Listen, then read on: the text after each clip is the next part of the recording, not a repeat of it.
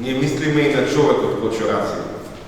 На оној самопреборен работник и истакнат борец за правата на својата работничка класа и својот народ, а кога зборуваме за борецот кој што расил, ние со тоа истовремено подразбираме и оној поет чие име неразделно врзано за сегашноста на нашата поезија и нашата литература стои на првата страница во новата развојна фаза на таа поезија и таа литература.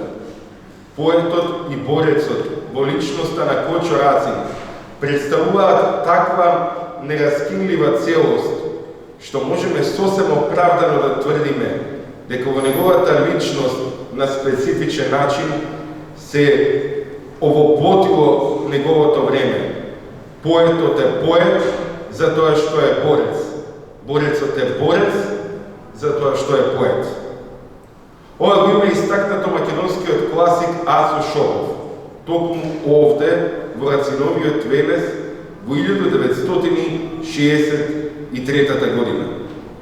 Чествувајќи го повторно раѓањето на творецот што во периодот меѓу двете светски војни започна нова страница на историјата не само на македонската книжевност, туку и на македонската култура. Денес се запрашуваме колку и толку децении потоа напълно сме свесни за оваа димензија на Рациновата личност и значењето на Рацина за македонскиот код. Колку денес знаеме соодветно да го вреднуваме и неговиот идеал и неговиот севкупен подвиг. Колку вистински го разбравме конески, кога ни порача дека Рацин е наиздигнат македонски народен интелектуалец од неговото време, најкултурен наш човек. Поттикот за ова прашање и произлегува од дилемата колку денес сме достојни не само формално, туку суштински да речеме, ние сме Рацинови наследници. Колку со нашиот влог во нашето време го оправдавме тоа што припаѓаме на Рациновиот род и со нашето залагање за новите страници на нашата национална, не само книжевна и културна историја и со односот кон неговото дело, при што неспорено едното без другото не е остварливо. Рацин запиша: ако куќа не направи со високи шимшир порти, куќа цел свет братски ми е, братски срце што отвора, срце порта највисока, срце куќа најширока. И денес, 115 години по неговото раѓање, светот е куќа на Рацин. Но критички освренувајќи се неговиот опус, недвосмислено е дека тој опус е куќа на македонскиот збор, и тоа не само на поетскиот, туку и на прозниот, куќа на македонската современа критика, есеистика, публицистичка мисла, како и на идеолошките доктрини на кои припаѓаше Рацин. Колку во последниве децении, особено последниве години, вистински успеавме и дали вистински се потрудивме да ги зацврстиме темелите на таа куќа, кои впрочем се темели на сиот наш на тамошен книжевен и културен развиток. Да не ни се подрива последниве години некои од столбовите издигнати во 30-тите години на минатиот век.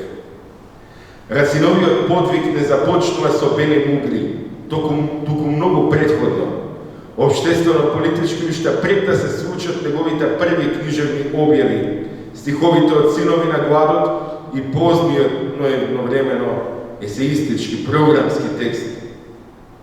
Резултат за кој не би се согласил дека е расказ, иако е така определен, кој неслучајно започнува со Рациновите зборови. Сега пред нас, преку движењата на раката и траги на мастило, ќе ставам и трага на мислата, како резултат од процесите на мојот живот. И сега ќе се обидам спрема него да ја дограбам последната врвица што ми преостанува во мојот живот на патот за иднината. Впрочем, рече се сета негово творештво е резултат на овој порив и на оваа негова пределба, зашто, како што запиша Рацин, мојата сегашност е разрешена од спознанието дека сум јас работник, роб на Господарот кој што за готови пари ја купува мојата сила.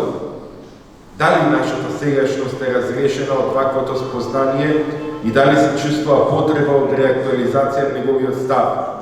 Ми се чини дека работата за рушењето на овие услови е многу попродуктивна од што работата под нив, зашто сметам дека таа работа по ништо не се разликува од животната работа, животинската работа и дека само тогаш кога ќе ги снема нив, работата за човека ќе биде благослов, насмевка и надеж на природата за неговиот труд. А до тогаш рушењето е попродуктивно. Тоа ми е последниот резултат. За Рацина, тоа рушење на кое остана доследен до кобниот истрел на опошник, сушност се остваруваше со градење. Со градење токму на таа куќа на македонската современа историја.